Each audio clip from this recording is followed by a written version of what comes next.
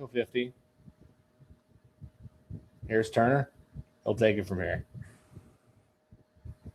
Good morning, everybody, and welcome to our third annual Pasco50 event. My name is Turner Arbor. I'm the Workforce Development Manager here at the Pasco EDC, and I'll be your host for this two-day event.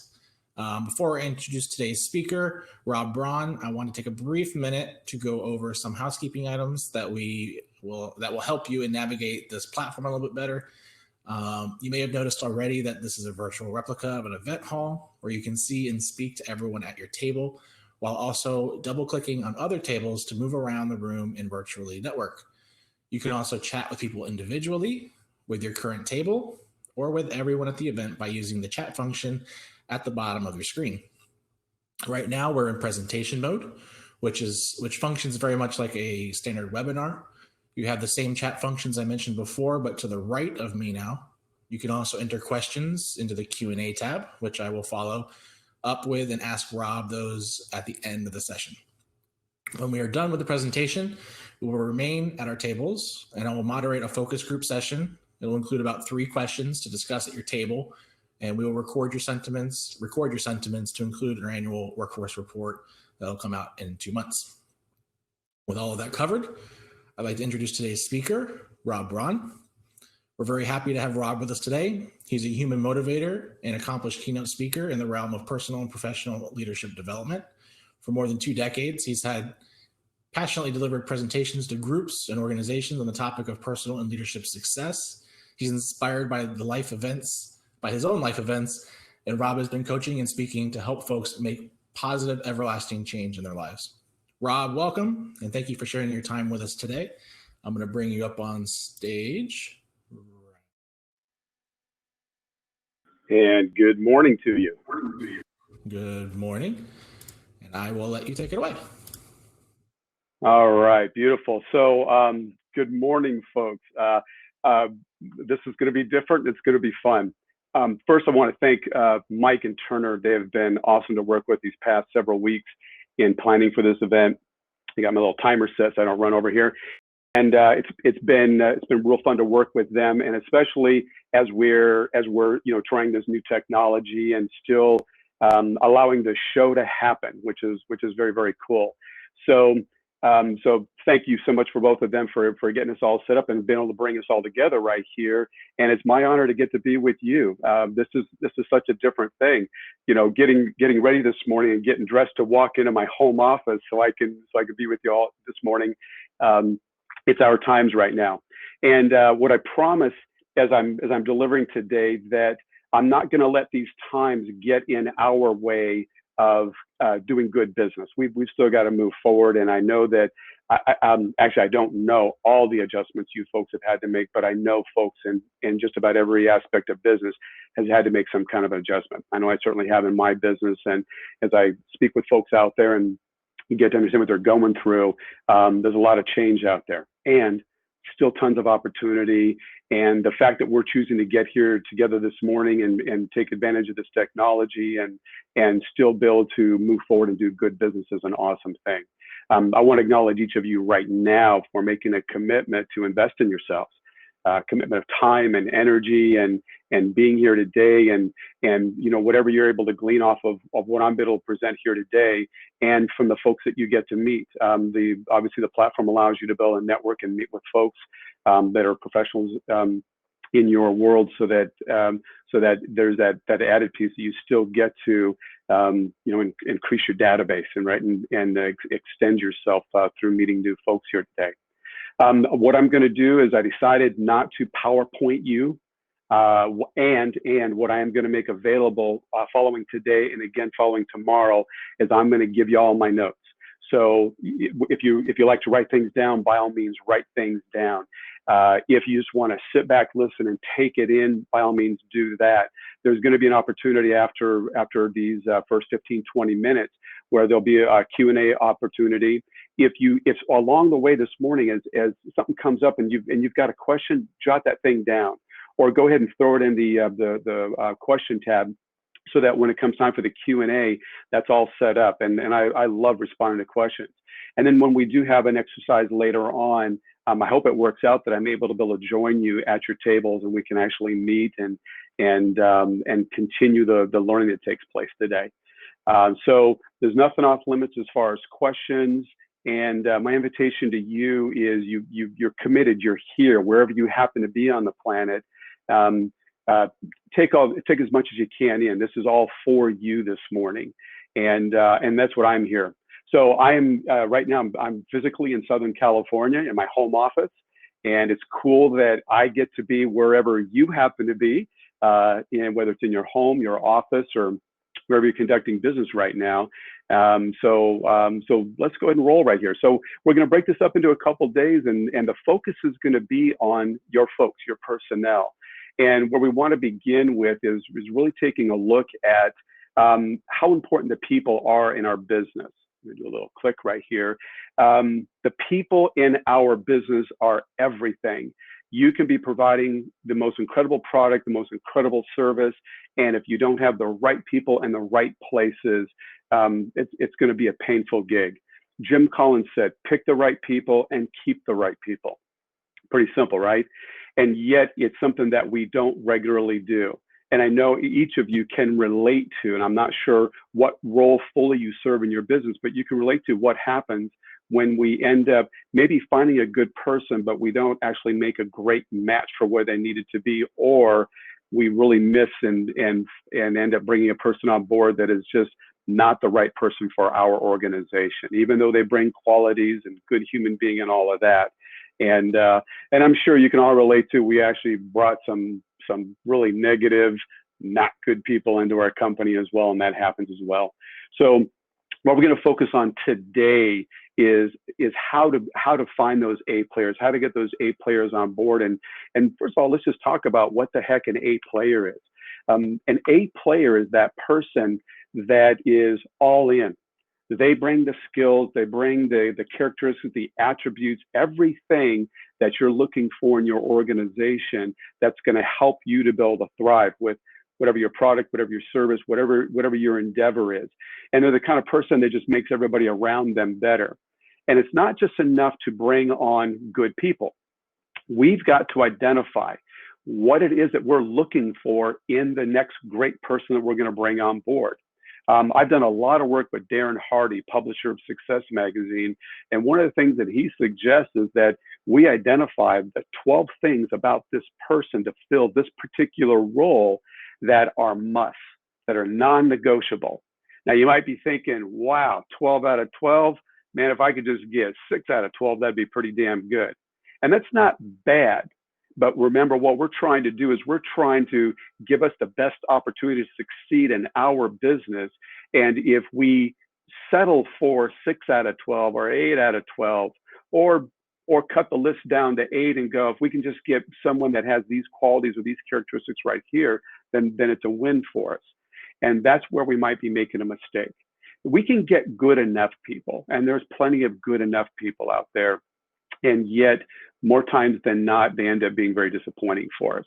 And we want to, if you will, approach this whole process with, really, I am going to identify what those 12 attributes are. And by the way, it may not be organization-wide. It may be that in a particular role or position, these are what we're looking for as far as attributes. Now, there may be some that go across the board, that we need folks to be enthusiastic, right? So I don't care what position I bring them on board, enthusiasm and a desire to grow with our organization, that's an attribute that we cannot back out on in anything we're doing. But it may be that with our team or with the type of project or the type of work that this individual will be doing, it may be that 3 of those 12 attributes, they may change. There may be a need for an acute attention to detail for this particular position, this particular role. So we want to make sure that we're identifying what those are. And this goes way beyond just job descriptions, but it is really identifying, if we could create an avatar, build the most ideal person for the position that we're asking them to fill, what would that person look like?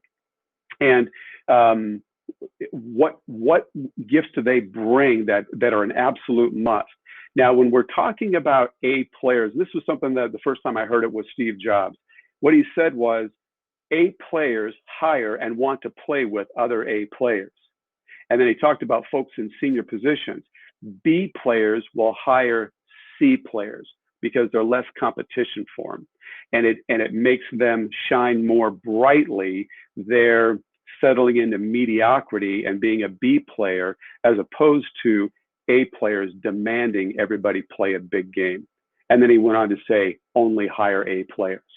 So that's what I'm encouraging you to do as you're looking at your organization, is to really focus on identifying what that ideal employee for that particular position would look like and settle on nothing less than that.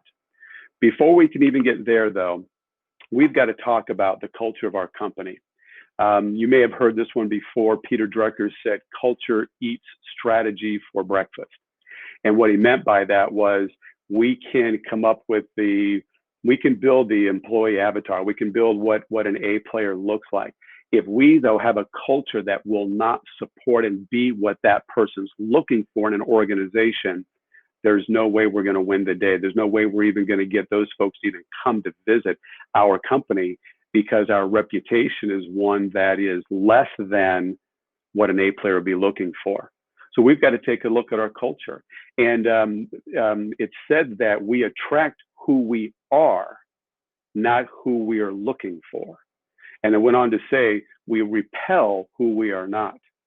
So if we're looking for an A player that brings a certain type of energy, a certain type of enthusiasm, a certain type of respect, a certain type of go-get-itness, no, that's not the word I was looking for, right? Get things done, right? But if we're not a culture that reflects that, we're not going to be able to attract those folks.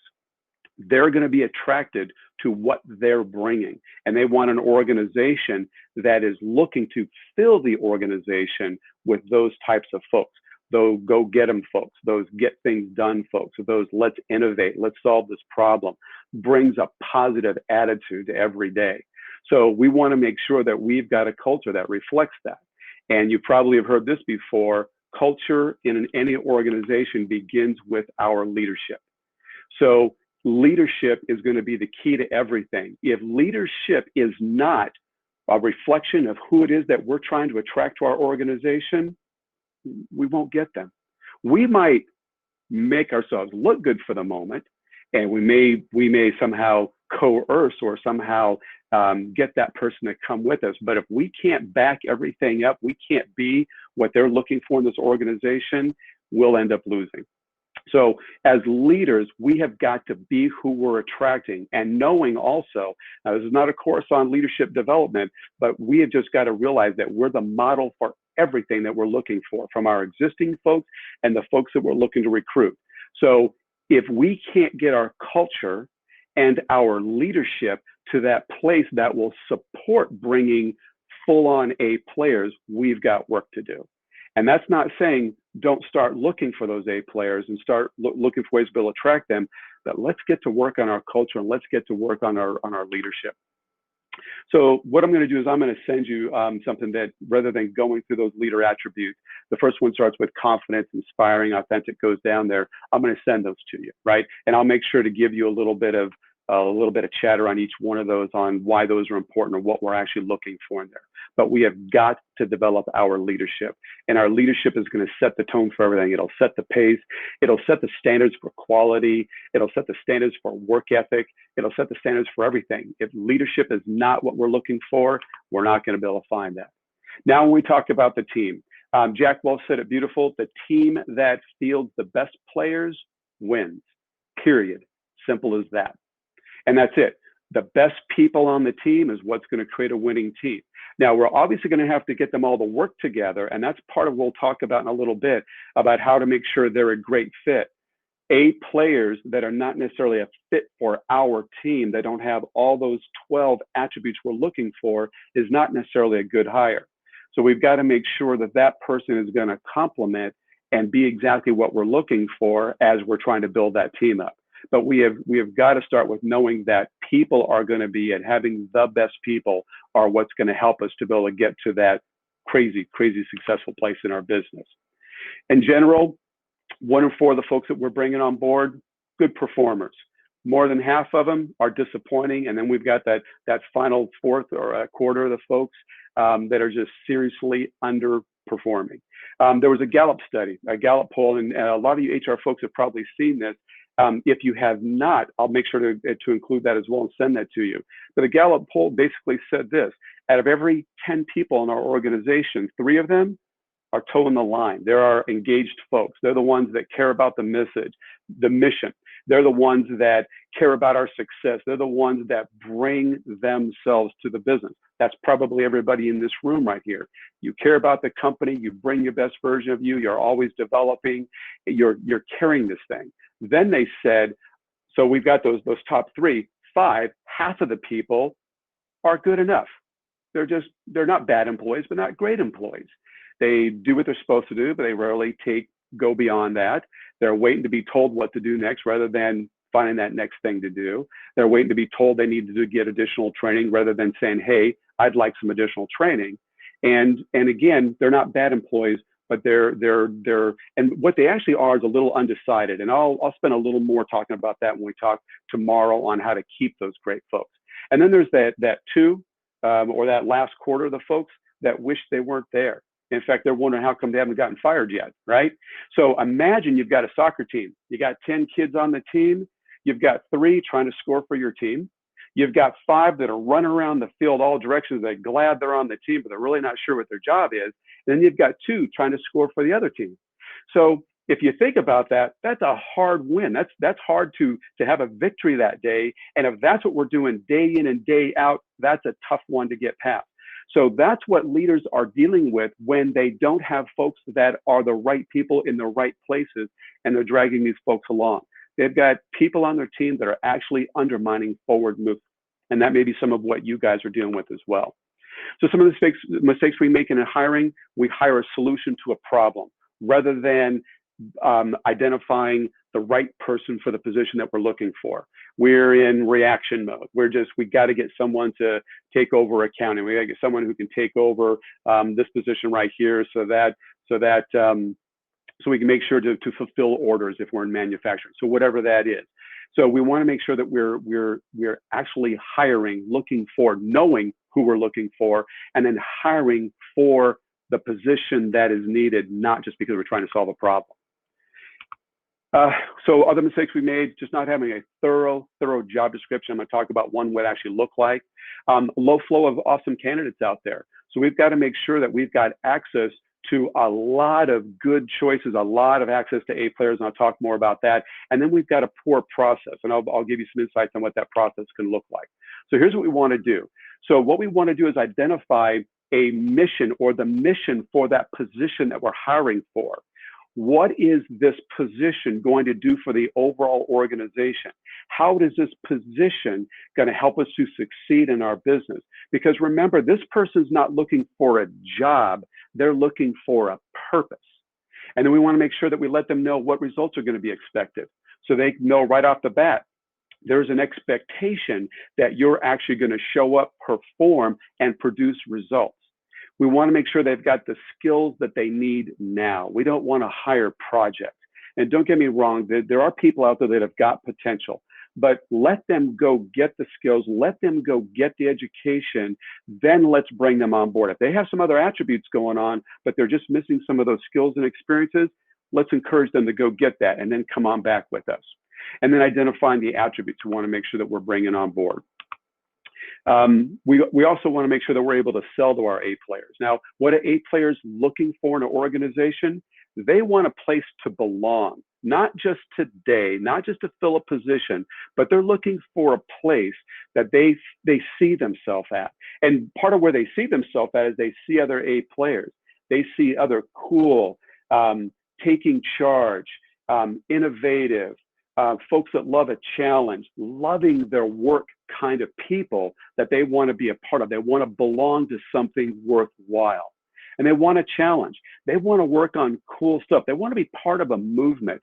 That's what Apple has been since day one. When Steve Jobs stepped in there, they became a movement that people wanted to be a part of. They want opportunity. They want to see a future for themselves, in themselves. They want to grow. They want opportunities to become a better human being, not just more skilled, but better at everything.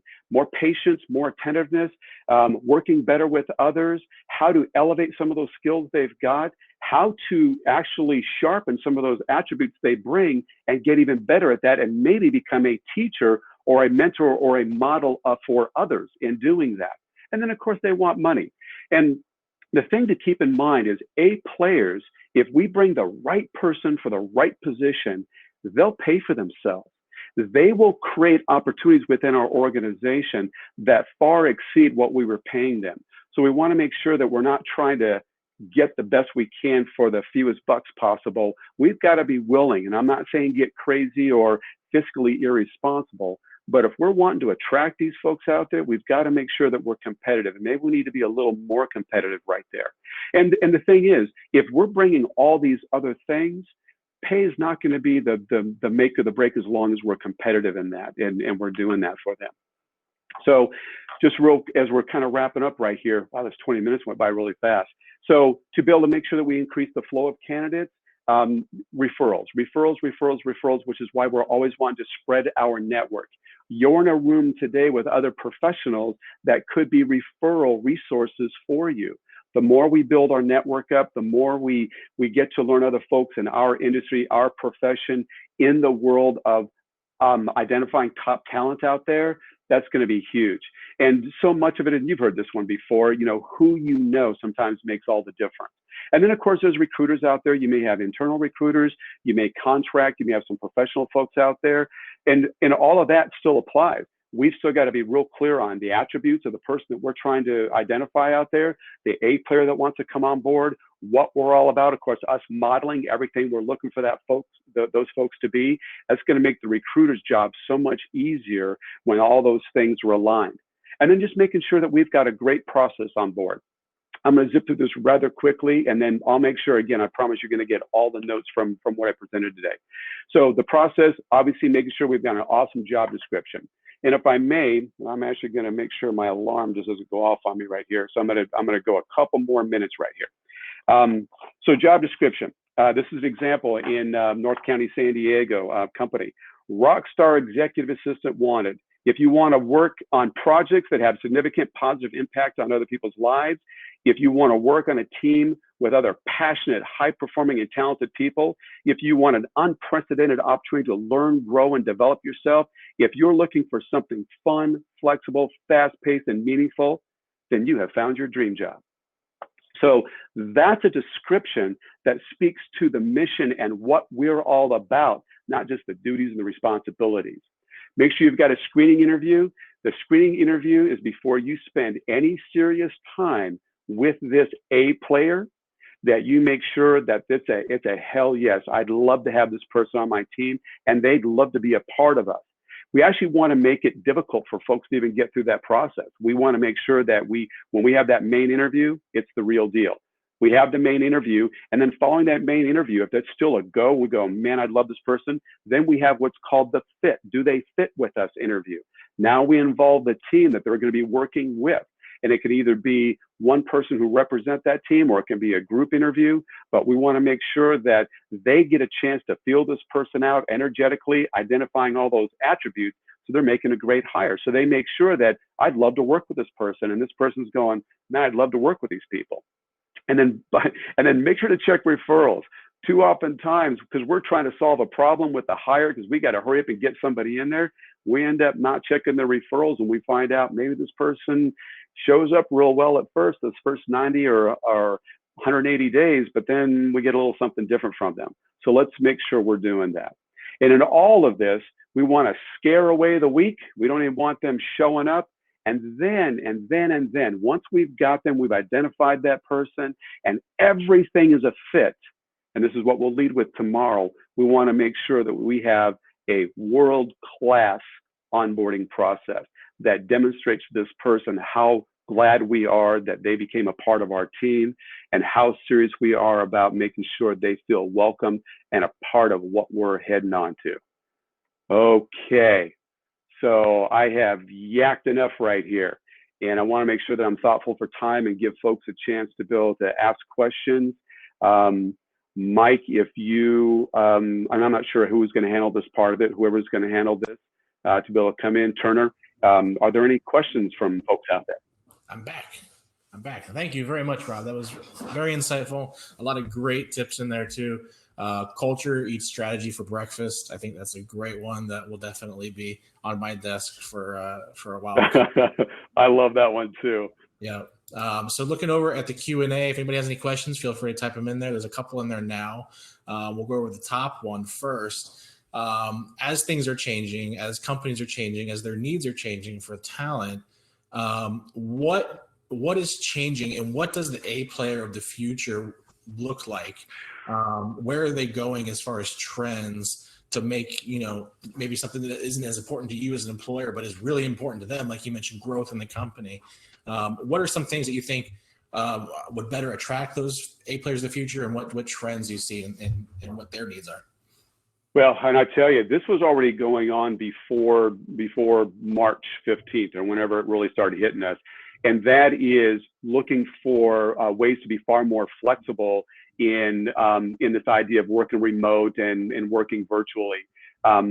This younger generation wants to be able to be, they want to be able to be fluid. And it's great that we've created workspaces that are wonderful, wide open workspaces, and have a ping pong table and a pool table and, unlimited Monster energy drinks, which I don't recommend many of those. So that's all good. That's all good that we're creating that kind of environment that's fun, that's free spirit, that's open, and being far more flexible. And the individuals that are bringing these kind of talent, that doesn't mean we want to go 100% remote, because we also want them, we miss connection too. And you know that one, Turner, during this time right here, that's been a huge struggle. Employees and our talented folks feeling connected, still feeling a part of. But I think there's got to be a way for us to be able to integrate, still being able to have that in-face presence with some creative ways of being able to have more virtual work. And obviously that's impacting bottom line as well. And we're finding that we still want to be able to bring on folks, and maybe we can bring on greater talent, and we're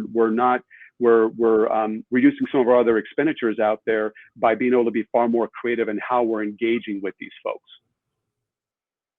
All right. And then another question that came through. So we found the A player. They've been through the screening process. You got the one. How far do you go for that person? Will you give everything to sink and all for that perfect person that will bring value to your company for years to come?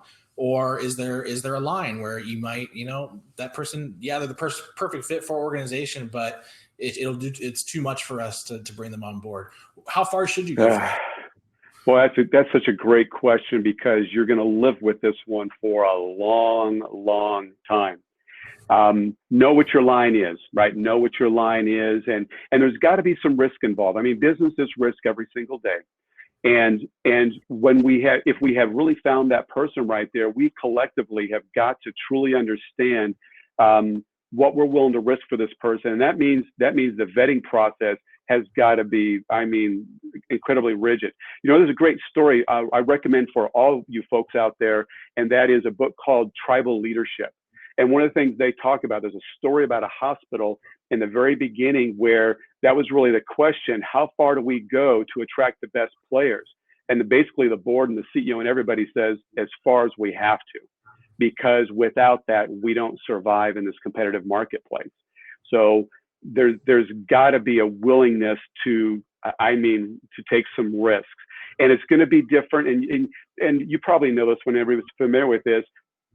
We got to know what our threshold is, and our discomfort for unknown, and our comfort or discomfort with the degree of risk. The greater amount of risk we're willing to be comfortable with, there's the greater possibility of really cool, awesome stuff happening. And I think this is one of those times when we do want to apply that. I know that's not a hard and fast answer, so it's subjective, but it's a great conversation. Right. And hiring the perfect person isn't going to be a black and white. It's going to be a lot of shades of gray in there, and it's going to be what's right for fit for your company. So I definitely understand. Yeah. All right, great. So I think we're going to move on now. So now we're going to move into the interactive portion. We're going to go over about 3 questions today, and then we'll do another 3 tomorrow for those able to join us for tomorrow's session, in which actually, so today we talked about getting that A player. Tomorrow we're going to talk about how to keep that A player and keep them producing for our company. So, so we have the 3 questions. If everybody could, when we get back out of this presentation mode, separate yourselves into 2 tables. And I'm going to send an announcement out like we did. You saw it pop up. There's like a 2-minute warning. We're going to do that again. But this time there'll be a question in that announcement. And we're going to discuss that question at each table and for about 10 minutes or so. And then once we get through all 3 questions, we'll have a representative from each table come up and share what your table talked about, with the whole group. Rob will be going table to table as well, offering, his advice and suggestions. If you have any questions, feel free to bring that up with him as well there. And I think if there's no other questions, we'll go ahead and move on to that phase. So this should be about 10 minutes per question, and we'll start right now.